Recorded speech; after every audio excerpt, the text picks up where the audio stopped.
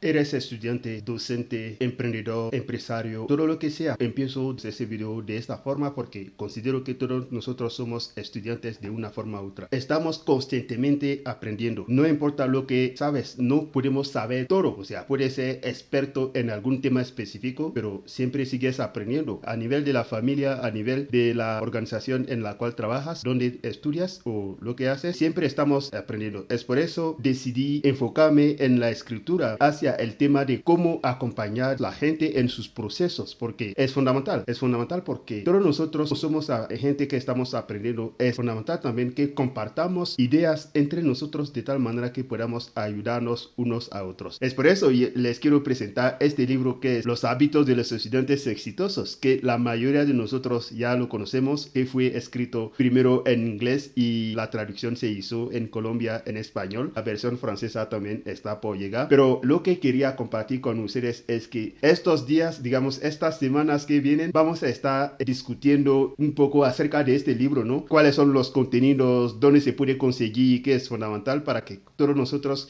ya estamos en vacaciones o saliendo para las vacaciones, es fundamental que podamos conseguirlo. Entonces, eso dicho, el libro está compuesto de 3 capítulos fundamentales para poder dar una idea general de lo que es, ¿no? 3 capítulos fundamentales. El primero, que son los hábitos básicos que desarrollamos. Como estaba diciendo en la introducción, todos somos aprendiz de una forma u otra en las cosas que hacemos. Y a un cierto nivel, a veces no sabemos realmente cómo manejar las cosas. Y son hábitos que desarrollamos. Entonces, ¿qué sería un hábito? Cosas que hacemos de forma repetitiva, repetida, que repetimos varias veces, que llegamos a un cierto nivel y se vuelve algo normal para nosotros y lo aplicamos en cualquier lugar donde vamos, ¿no? Pero lo que pasa es que cuando somos estudiantes, por ejemplo, estamos estudiando, hay algunas cosas que podemos hacer que los profesores nos pueden tolerar, o sea, como nos pueden decir, bueno, entonces ya lo hiciste, pero la próxima vez no vuelvas a repetir. En el mundo empresarial, cosas como las excusas, allí no sirve. La gente no te va a decir, no, es que, bueno, se pasó una vez y se pasó una segunda vez, entonces dejamos así. Allí no te van a dar una segunda oportunidad. ¿Por qué? Porque la misma puerta donde estás sentado, donde estás trabajando en ese momento, alguien está golpeando la puerta para decir, necesito ese trabajo. Y si no estás sirviendo como se debe, te van a sacar y van a colocar otra persona. Pasa a muchos cuando se llegan a la empresa y son cosas que desarrollamos desde el inicio. Entonces, como vamos a hablar de los hábitos básicos, que puede ser buenos hábitos, puede ser también hábitos que no nos ayudan mucho. Entonces, hay 8 en ese capítulo básico que es como los hábitos básicos que vamos a estar recorriendo uno a uno cada hábito durante los próximos días, las próximas semanas en los videos.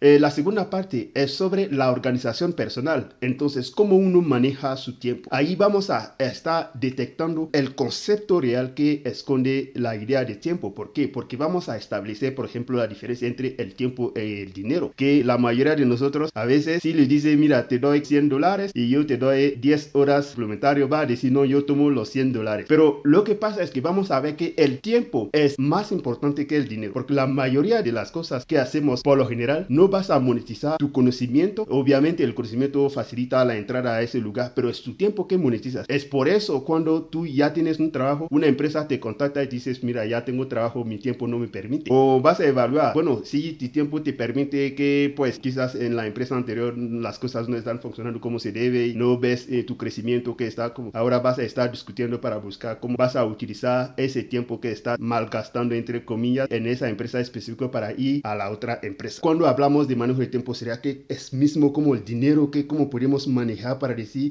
yo tengo ese monto en mi cuenta bancaria, entonces no voy a utilizar o voy a utilizar, o el tiempo se va a comportar de otra forma? Allí nos vamos a preguntar, ¿quién depende de quién? ¿Es el humano, la persona que depende del tiempo, o es el tiempo que depende de la persona? Ahí vamos a estar aclarando puntos también acerca del tiempo. Y finalmente la última parte, que es la transición. ¿Cómo planeamos nuestras metas personales como profesionales para poder tener una salida exitosa de nuestros estudios? Como lo digo siempre, el fracaso académico no se va a definir como el que tiene malas notas en el salón de clase. Él está en el proceso de aprendizaje. No tenemos todos los mismos ritmos, no tenemos las mismas velocidades. Quizás en vez de 8 semestres va a hacerlo en, no sé, 16 semestres, o sea, como en cada nivel va a repetir 2 veces, pero lo va a lograr. Eso es fundamental, que nosotros tenemos que entender que el aprendizaje es un proceso y ese proceso no tenemos la misma velocidad. Entonces, como el que no saca la buena nota en el salón de clase no es una persona fracasada, no es un fracaso. El fracaso académico se va a definir más o menos, o sea, quizás no es objetivo, pero es cuando uno termina, quizás tiene 5 sobre 5 en todas sus notas y sale y allí no hay la oportunidad, por ejemplo, ni siquiera para hacer la pasantía en una empresa para decir va a tener una oportunidad laboral. Allí el fracaso académico está, porque no hubo planeación. La falta de planeación anticipada sobre lo que voy a hacer después de mis estudios o antes de terminar mis estudios, es ahí que el fracaso académico está. Entonces,